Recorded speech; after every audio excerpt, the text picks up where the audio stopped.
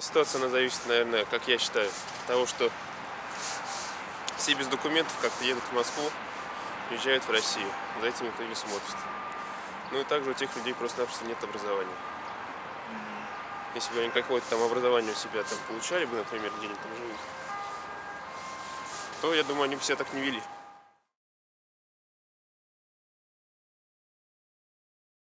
Думаю, что в любом районе Москвы могут повториться эти события. Просто где, конечно, густо населенно мигрантами, те районы находятся в более таком критическом состоянии.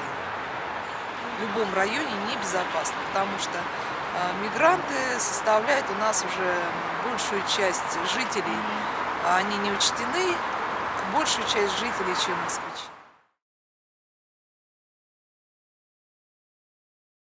Только жесткие меры, и их нужно приблизить к тем мерам и законам, которые приняты у них на Кавказе, в Средней Азии и так далее.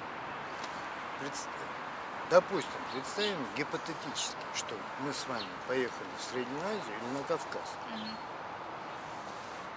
И, грубо говоря, оскорбили какого-нибудь там чеченца или азербайджанца. Вы знаете, что с нами сделают? Нас просто размажут по тротуару.